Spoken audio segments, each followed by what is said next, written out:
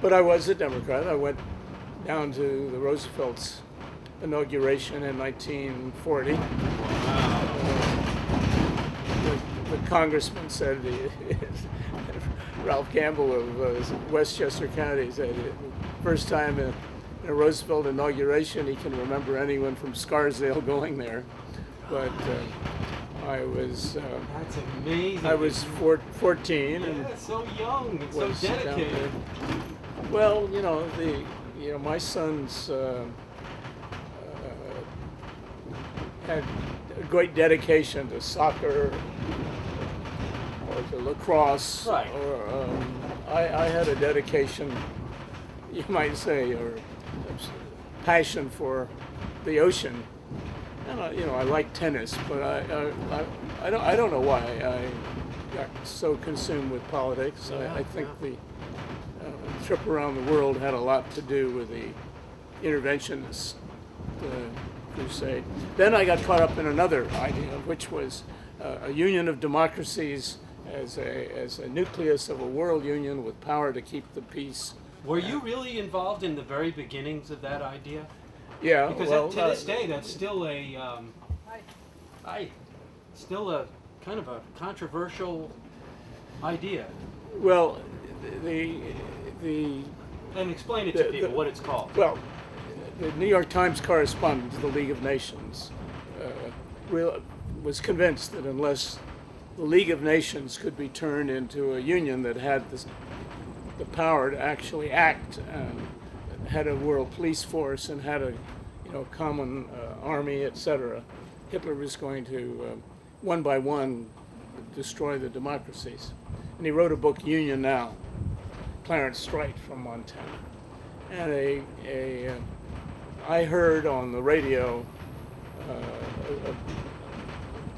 speeches at a major rally dinner at the Waldorf Astoria, and the Claire Booth Luce, who was a leading Republican and wife of Henry Luce, who started and owned Time magazine, gave a great speech, and a number of other people did. But by accident, I heard those speeches. I had been listening to Mr. District Attorney, a radio show, while I was in the bathtub, and the stations changed, and I was just captured by her case. Now, she gave the keynote address in '44 for the Republican Party.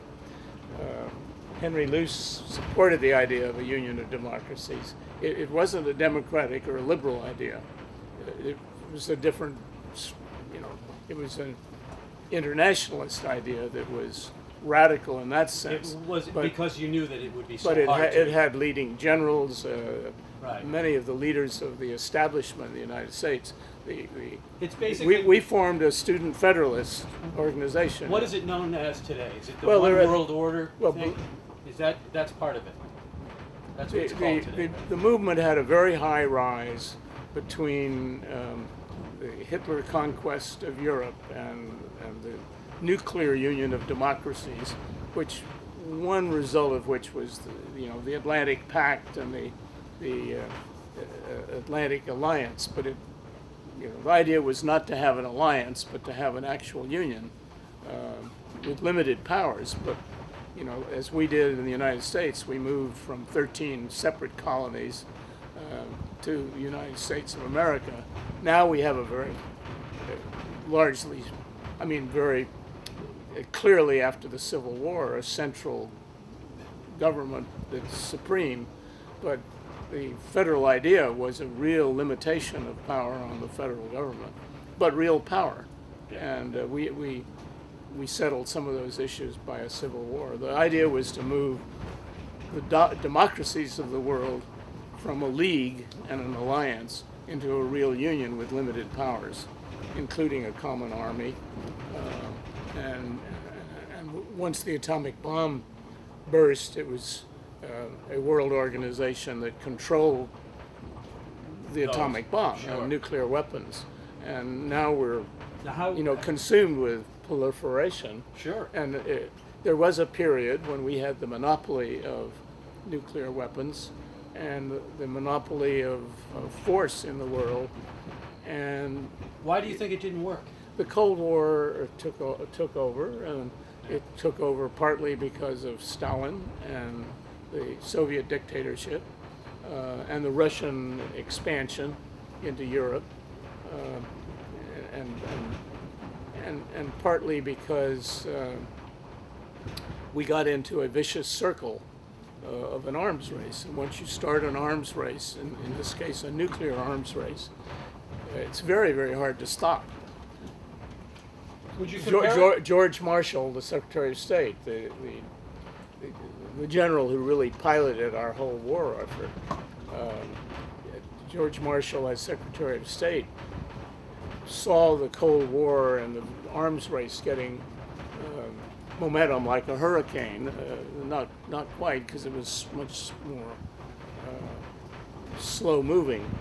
But he said he went out to Fire Island, to his house on Fire Island, and sat there and read Thucydides, the story of Athens and Sparta destroying each other in the Peloponnesian War. And he said he would go out and read Thucydides to seek light on, what we can do to avoid what happened then in our civilization. And so the movement that I was in really came to an end after the Cold War was in full gear by 51, and that was when, personally, we went to India. One of the challenges to me about going to India and looking at Gandhi was that the one person that seemed to have a magical ability to move masses of people to a new vision, most of all in India, but he had tested it in South Africa, was Gandhi. And if we really wanted to move the people of the world to come together, you better see how he did it. Or as one philosopher said, our century has thought twice, once with Einstein. This was the 20th century. Once with Einstein, once with Gandhi. Einstein showed how, pointed the way to cracking the atom of the physical universe and harnessing it for good or for ill. Gandhi seems to have learned how to crack the atom of people power and non-violently organize it to change things. And so that was the sort of hypothesis that led to looking at Gandhi. In India, it was pretty clear from a distance that the vision of a federation of the world, the Harry Truman carried in his wallet Tennyson's last line of Locksley Hall, and one of the last lines which says, and the armies grappling in the air and all will finally come, and the battle flags are furled in the Parliament of Man, the Federation of the World. And after he died, they discovered in his autobiography, in his notes and all, that he kept in his wallet those lines, even while he was doing things that were leading in that direction. The Marshall Plan itself was the high point of the United States, showing the kind of constructive leadership that, if we had gone full scale in the directions that Marshall pointed, it's very hard to guess how much better the world would be today, but it would be a lot better. From India. Do you think we'll ever see this culminate? Well, you might. I don't think I will, but